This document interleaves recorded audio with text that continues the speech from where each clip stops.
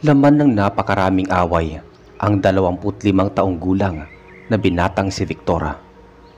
Halos lahat na nga ng ata ng kapitbahay nito ay kumukulo ang dugo tuwing makikita siya sa daan. Wala kasi itong sinasanto, basta't maisipan niyang mapagtripan at pagkatuwaan ay gagawin niya. Bagamat ganitong ugali niya, ay hindi siya nilalayuan ng kaibigan niyang si Logan. Ito lang kasi ang tanging nagtsatsaga sa kanya dahil walang gustong kumausap o lumapit man lang kay Victora. Naging matalik silang magkaibigan noong nag-aaral pa ng high school. Tulad ng kaibigan, maloko rin si Logan at nasasangkot sa mga gulo sa kanilang lugar. Mas nauna nga lang itong naging matino nang maaga pa nakapag-asawa na. Pinakasalan nito ang kababata niyang si Gina. Taliwas sa kanya ang ugali nito dahil napakabait ng kanyang misis. Pinagsasabihan din nito ang asawa na lumayo sa kaibigan. Pero dahil siya lamang ang kaibigan ni Victor ay sinusuway niya si Gina. Halos mag-iisang taon ding hindi nagkita sina Victor at Logan. Kinailangan kasi nilang lumipat sa kabilang nayon nang madistino si Logan bilang trabahante sa isang farm. Tagapagpastol ito ng mga baka at ilang mga tupa.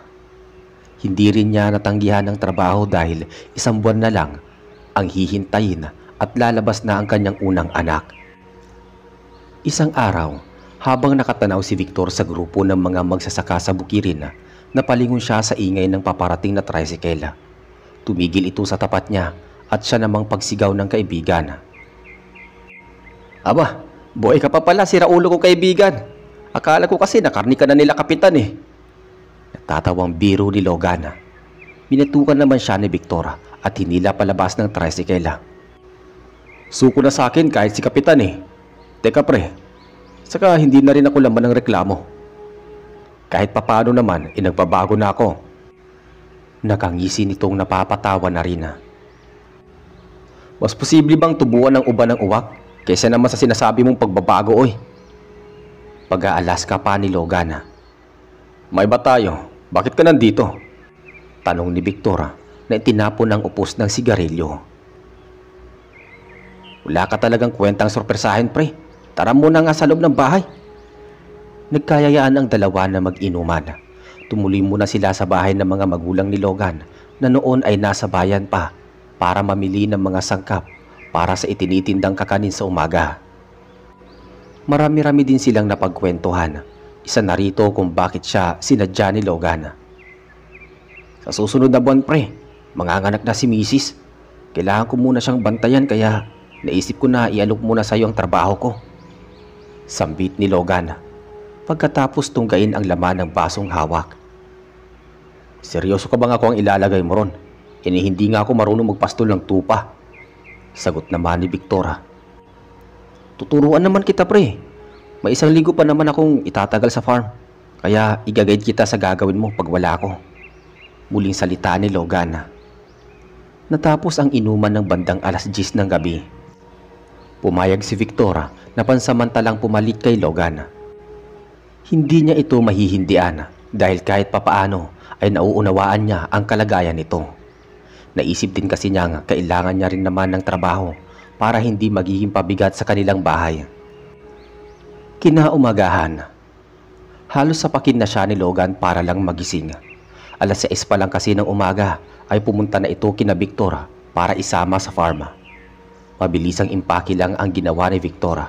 Kahit medyo basa pa ang mga nakasampay na damit ay sinilid niya ito agad sa may bag na dadalhin. Magtatanghali nang marating nila ang farm. Doon ay bumungad sa kanya ang amo niyang si Gustina. Tinanong lang siya nito kung kaya niyang bantayan ang nasa 20 na baka at 10 tupa. Sinagot niya man ito ng oo. Kahit walang kasiguraduhan. Sayang din kasi ang pagkakataon lalo nang malaman niya ang halaga ng pasahod kada buwan. Isang linggo din niyang inaral ang mga dapat gawin sa farm. Wala namang kahirap-hirap niyang nakabisado ang lahat ng iyon. "O paano pre? Mauna na muna ako ha. Mag-iingat ka dito. At pakiusap lang. Huwag kang makikipagbasag ulo." Sabi ni Logan. Nadala na ang bag sa kanyang pag-uwi. "Ako nang bahala dito pre. Hindi naman ganun kahirap ang trabahong to. Huwag ka rin mag-alala at hindi ko sisirain ang pangalan mo dito.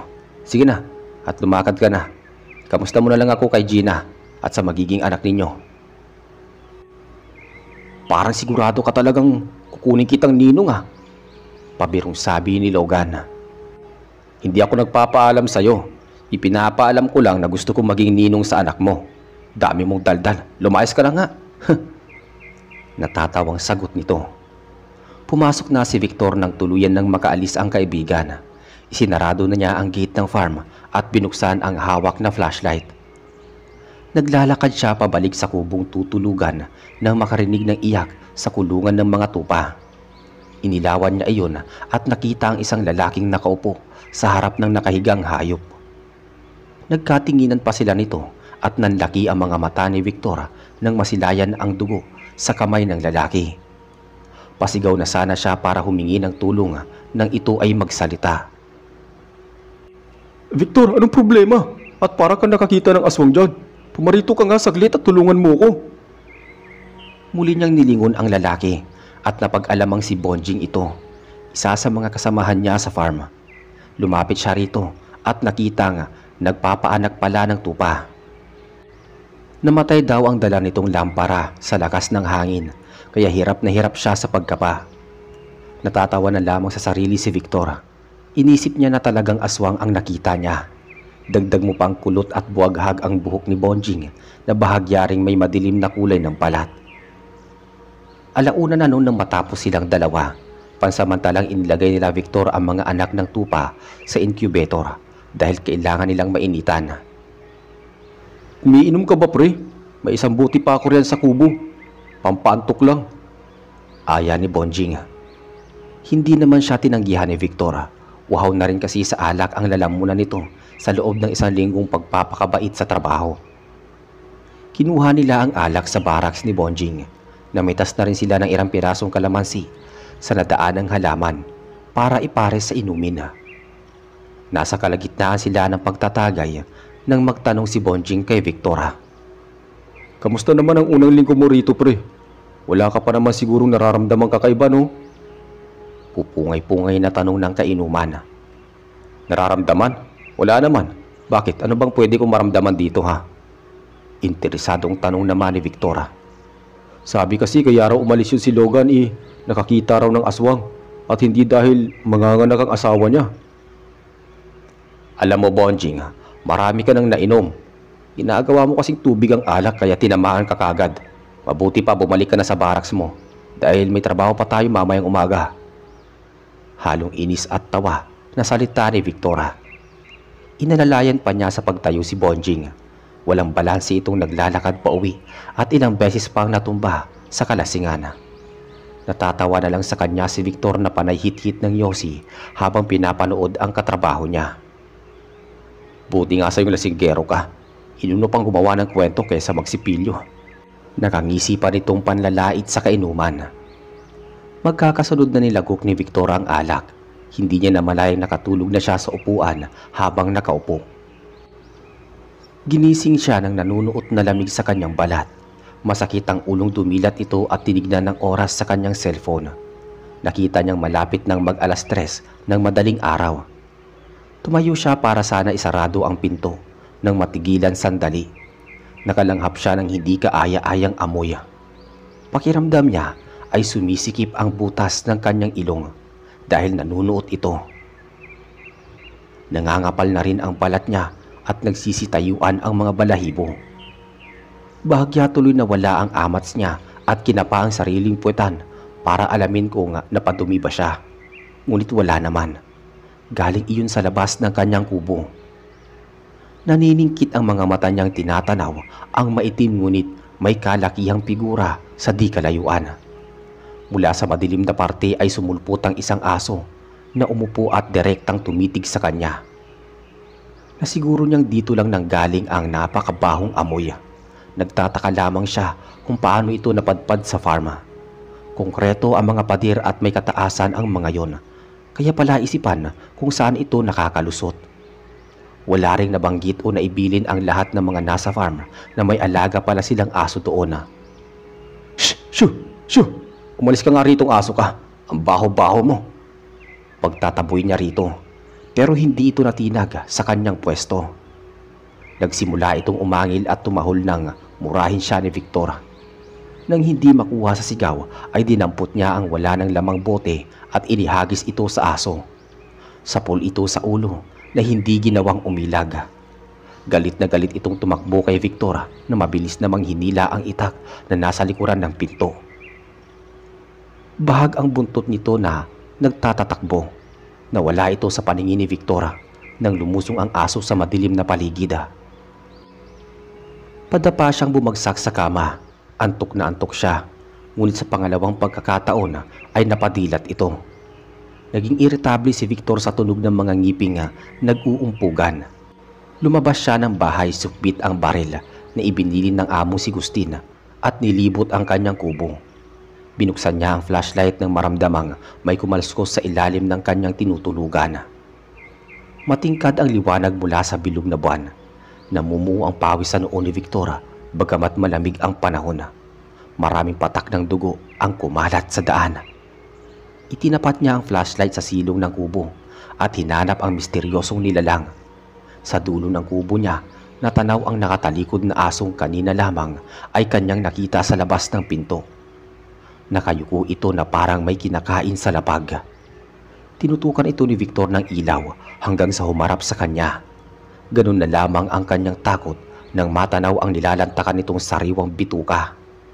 Namumula ang mata at labas ang mga mahabang pangil na nakatingin sa kanya. Inipit ni Victor sa pagitan ng dalawang hita ang flashlight at nakatutok sa silong ng bahay at saka ikinasa ang baril. Mabilis namang tumakbo ang aso na siyang pagsugod din naman sa kanya ni Victor.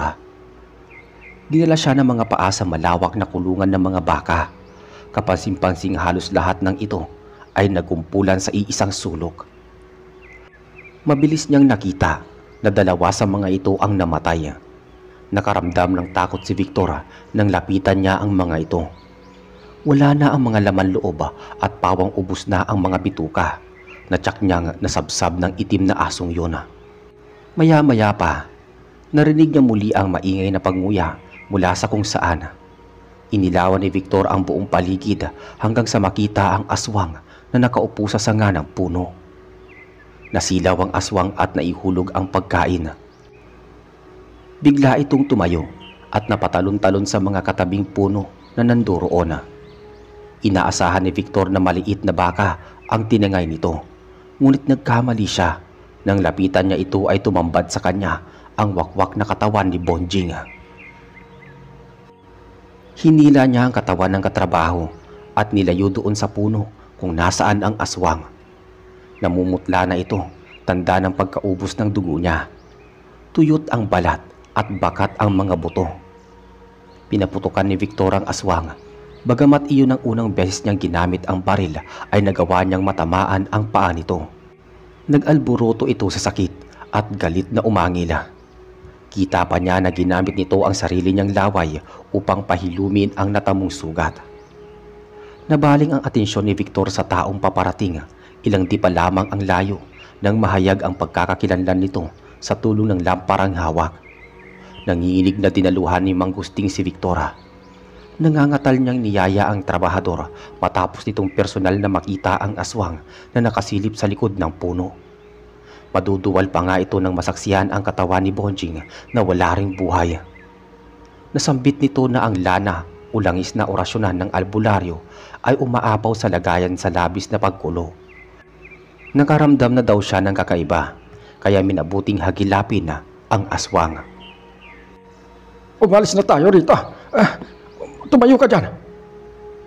Nauutal na bigkas ng matanda. Inilabas ng matanda ang dalang baril at inasinta ang aswang. Agad naman itong napagtago sa likod ng puno. Dahilan para hindi siya makita ni Gusting.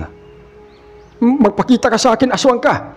Ikaw ang may kasalanan kung bakit wala na ang aking asawa. Sigaw pa ng matanda. Nagpatuloy pa ito sa paglalabas ng sama ng loob. Nabiktima raw ng aswang ang kanyang asawa nang lumabas ito ng bahay para kunin ang nakaligtaang sinampay. Kitang-kita raw ng matanda ang pagtatangay sa kanya ng aswang na may pakpak.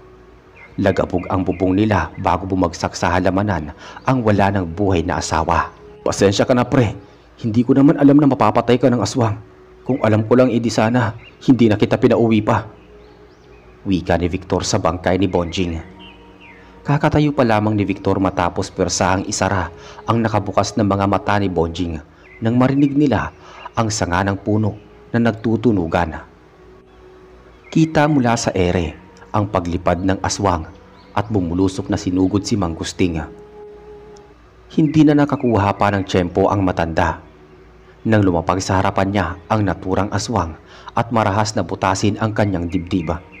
Hinigit nito ang kanyang kamay at durugin mula sa katawan ng matanda ang mismong puso nito. Malalim na bumaon ang pangil ng aswang sa leeg ng matanda at tulad ni Bonjing ay naubos din ang kanyang dugo. Naistatwa si Victor sa kinatatayuan habang pinapanood niya na kinakain ng aswang ang atay ni Gusting. May takot niyang ikinasa ang hawak na baril. Maya-maya pa, isang malakas na damba sa likod ang nagpatumba kay Victor. Sinakmal ng itim na aso ang kamay niya bago pa man niya maitutok dito ang baril na binalak niyang paputukin. Handa na sa pagsugod ang itim na aso nang marinig niya ang nagsisigawang sina Ramon at Tonying. Sila ang dalawang trabahante na nakatoka sa pag-iipon ng mga dumi ng baka at paggugupit ng mga tupa. Naalarma daw sila sa mga putok ng baril. Minabuti daw muna nilang pahintuin iyon bago lumabas ng kanilang barracks. Takot kasi silang matamaan ng mga ligaw na bala. Nahabol pa ng mga tingin nito ang pagbabagong anyo ng aswang at naging isang uwak. Tumakas ito kasama ang asong itim na sumakmal kay Victor. Maliwanag na nang dumating ang ambulansyang kumuha sa katawan ni Bonjing at Mang Gusting. Nagamot na rin si Victor ng isang nurse na lulan noon, habang ang pulis namang rumisponde ay hinihingihan siya ng pahayag sa nangyari. Sina Ramon at Tonying naman ay parang proud pa sa nakita, imbis na makaramdam ng takot. Panay kasi kwento ng mga ito sa mga nakakasalubong nilang chismosa.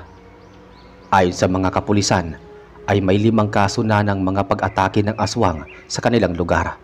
Lahat daw ito ay tinanggalan ng mga laman loob at dugo at wala din silang alam na rason kung saan galing ang mga ito. Maliban sa mga sabi-sabing nagtatago raw ito sa lugar na iyon matapos tugisin sa dating tinitirhan. Ayos ka lang ba pre? Tanong sa kanya ni Logan. Muntik pa niyang masuntok ang kaibigan dahil sa labis na takot na hindi mawala sa kanyang isipan. Iniabot ni Logan ang mainit na kape para mabawasan ang tensyong bumabalot kay Victor. Kanina pa kasi niya ito hindi makausap ng matino. Malayo ito sa Victor na kilala niyang matapang at walang kinatatakutan. Bakit ka nandito pre? Kala ko ba umuwi ka na? Nauutal niyang tanong. Napasugod ako dito sa farm kasi nabalitaan ko ang nangyari. Pasensya ka na pre ha. Dispensa sa kanya ni Logan. Pasensya naman saan? Umamin ka nga pre. May alam ka ba tungkol sa aswang dito? Depensa naman ng kaibigan. Gustuhin man ni Victor na tumigil at umuwi na lang ay hindi maaari. Sinabihan kasi siya ng mga pulis na wag munang aalis pansamantala sa farm na iyon habang hindi pa tapos ang investigasyon sa pagkamatay ni Bonjing at amo nilang si Mang Gusting. Pinipilit nilang maging normal ang lahat. Pinagtulungan nilang ilibing ang mga bakang namatay at nilinis ang bahay ng amo para handa na ang pagbuburulan nito. Kinahaponan ay iniwanan siyang ulit ni Logan. Tumawag kasi ang biyanan nito at ibinalitang nanganak na ang kanyang asawa. Hindi niya magawang maging masaya sa harap ni Victor dahil nananatili itong balisa. Iwanan mo na ako pre, ayos lang ako dito. Congratulations pala. Sabi nito na walang ekspresyon sa kanyang muka. Inilapag na lang ni Logan ang kahon ng sigarilyo sa harap ng kaibigan. Nagbilin ito na pakalmahin ang sarili at magiging maayos din ang lahat. Samantala, matindi ang takot ni Victor sa papalapit na pagdilima. Ano mang isipin niya ay nanunumbalik sa memorya nito ang traumang naranasan niya. Kahit wala pang sapat na tulog ay hindi siya dinadalaw ng antok. Napudpud na ata ang mga kuko ni Victor kakangat-ngat dahil sa kabang gumagapang sa kanya. Subo-subo niya ang mga daliri habang nakaupo sa ibabaw ng higaan. Madilim na ang paligid at nagsisimula ng mag-ingay ang mga kuliglig at uwak. Matindi ang kapit niya sa baril ng walang ano-ano'y makarinig ng mga yabag sa labas ng kubo. Isang malakas na kalabog din sa bubong ang nagpalambot ng kanyang tuhod. Umalulong ang itim na aso at nakakangilo naman sa ngipin ang tunog ng mga kuko ng aswang na paulit-ulit na kinakalmot ang yerong bubong ng kubo. Nakaramdam siya ng kaluskos sa kilid ng dingding at walang alinlangan niya itong pinaputukan. Lumikha ito ng butas na sapat upang matanaw niya ang itim na aso. Kasabay ng malinaw na halakhak ng aswang. Dinampot nito ang sigarilyo na bigay ni Logan at naging sunod-sunod ang pagsindi niya rito. Pilit niyang nililibang ang sarili kahit batid niyang nasa labas na ang mga aswang. Sa huling piraso ng sigarilyo ay napansin ni Victor ang pulang telang nakasuksok doon. Kinuha niya ito at binuksan. May maliit na papel sa loob nito at isang tuyong bawang. Binasa niya ang nakasulat at napag-alaman mutya iyon ng bawang. Laging dala iyon ni Logan sa trabaho niya dahil pangontra iyon sa aswang, kulam o barang. Kailangan daw itong ibalot sa pulang tela at ilagay sa bulsa para bigyang proteksyon sa aswang. Nadampot niya ang bawang at ibinulsa habang hinahanap ang tela na nahulog sa gilid ng higaan niya. Lumusot pa siya sa ilalim ng katre para lang hanapin to. Humalik sa mukha niya ang samut-saring alikabok at dumi ng mga daga. Napakaraming tambak doon na naging dahilan para mahirapan siyang makita ang pulang tela. 3 sitsit ang kanyang narinig, dahilan upang lumabas siya sa ilalim ng kama. Akma na siyang tatayo nang masorpresa ng isang pares ng paang nasa harapan niya. Kabado siyang tumingala at sumambulat ang mukha ng nakangiting aswang. Ang itsura nito ay parang naagnas na mukha ng bangkay. Makapal ang kilay nito at merong matalas ngunit hiwa-hiwalay ng ngipin. Agad siya nitong hinatak at inihampas sa dingding. Pinagkakalmot din siya nito at sinakal. Dahil sanay sa rambulan si Victor, nagawa niyang makapaglaban sa aswang. Buong lakas niya itong sinipa gamit ang 2 paa at mabilis na ikinasa ang baril. Kinalabit niya ang gatilyo at pinaputok. Pumasok ang alagang aso ng aswang at hinarang ang bala na para sana sa amo niya. Malakas na sigaw ang kumawala sa aswang. Nagsibagsakan ang mga nakasabit sa dingding at tumalsik ang hawak niyang baril. Mababatid sa aswang ang matinding galit sa sinapit ng alaga. Huwag kang lalapit. Lumayo ka. Sambit ni Victor nang marinig ang nagtutunugang ngipin ng aswang. Natataranta niyang ibinato ang lahat ng mahawakang bagay sa papalapit na aswang. Mabilis siya nitong sinakal at malakas na hinagis pataas. Siya ay bumagsak sa sahig at tumama pa ang katawan sa upuan. Namilipit pa sa sakit si Victor nang agaran na siyang sinunggaban ng aswang. Pilit niya itong itinutulak ngunit ramdam niyang mas malakas ito kaysa sa kanina. Tanging pagsigaw na lamang ang nagawa ni Victor nang kagatin siya sa leeg ng aswang. Ramdam niya ang pagsipsip nito ng kanyang dugo. Unti-unti ring sumisikip ang kanyang paghinga at malapit na siyang lisanin ng sariling ulirat.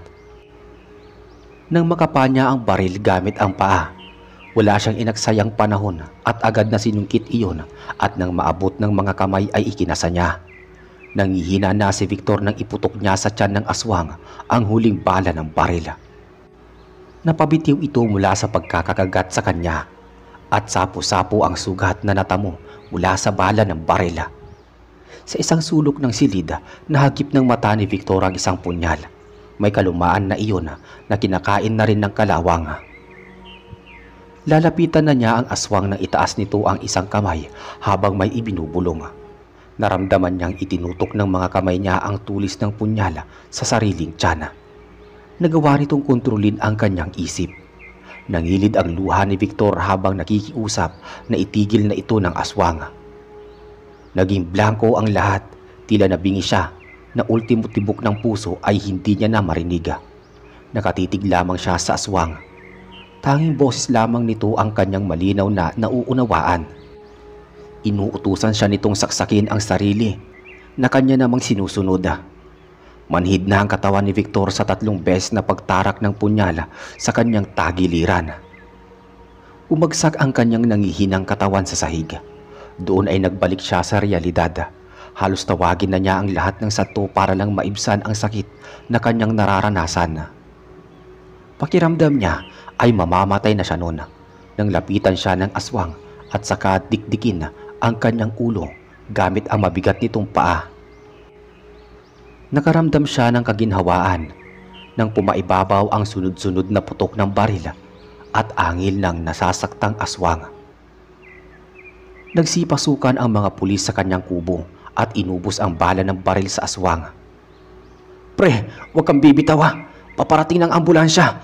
Maliligtas ka na!" Wika ni Logan. Tulalang pinagmamasdan ni Victor ang wala ng buhay na aswang. Bumalik na rin ito sa tunay niyang wangis.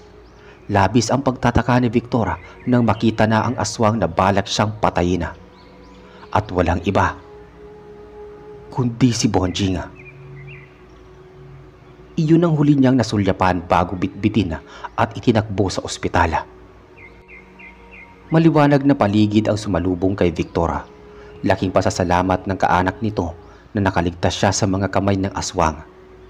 Ikinwento sa kanya ni Logan ang dahilan ng kanyang pagkakaligtas. Kakilala nito ang isa sa mga pulis na may hawak ng kaso nila Bonjing at Mangusting. Nagpalitan sila ng numero para makapagbigay ng update sa kaso.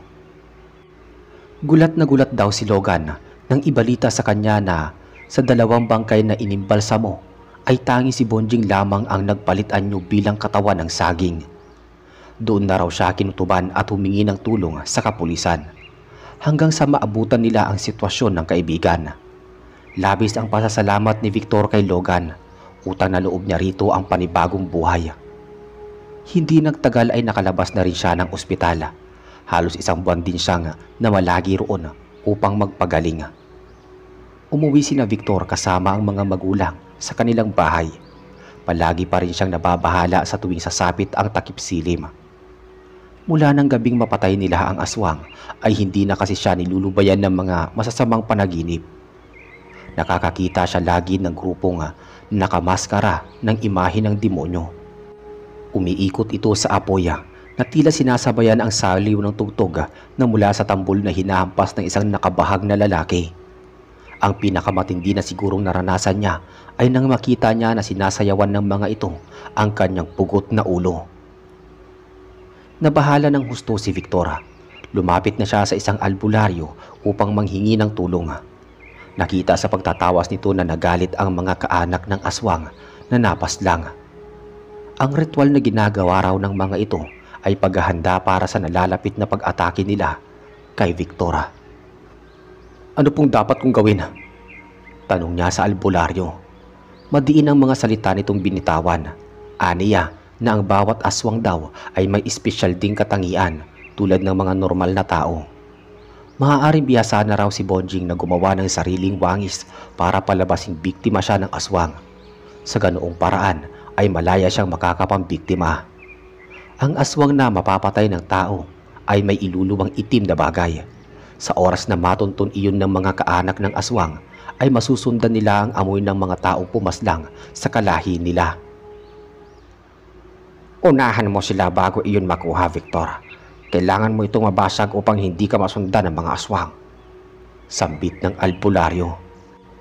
"Paano po kung sila ang mauuna at makakuha ng itim na bagay na yon? Ano pong mangyayari sa akin?" tanong ni Victor. "Papatayin ka nila sa pinakabrutal na paraan." Wala nang inaksayang panahon pa si Victor. Tumungo siya sa farm at nagmamadaling pinuntahan ang dating kubong tinutuluyan. Mabuti na lamang at wala ang kaanak ni Mangusting doon at tanging sina Ramon at Tunying lang ang mga bantay. Nanginginig niyang binasiwas ang mga kumot at banig na naroon, maging ang mga nakakalat na damit, ngunit hindi talaga niya ito matagpuan. Nawawalan na siya ng pag-asa na naupo sa katre. Napapikit na lamang ito bago mahiga nang tamaan ng bahagyang antok. Sa gitna ng mababaw na pagkakaidlip ay may mabahong bagay na tumulo sa mukha ni Victora. Pinunasan niya ito ngunit nasundan ng isa pa. Napabalikwas siya ng upo sa labis na inis.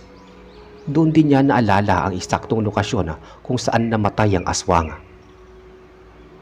Imposible. Nandito dapat yun eh. Hindi maitagong pagkayamot ni Victora na pagdadabog na. Natigilan siyang muli nang napansin sa lapaga. Maraming laway na nagkalat na halos punuin na ang buong espasyo ng sahiga. Tila kuryenteng dumaloy ang takot niya nang umusbong ang mga tawanan sa paligid. May nginig siyang tumingala doon. Ito ba? Ito ba ang hinahanap mo? Natatawang salita ng isa sa mga aswang na nakakapit sa kahoy na pinagpapakuan ng bubong. Bago nila sabay-sabay na atakihin ang kawawang si Victora.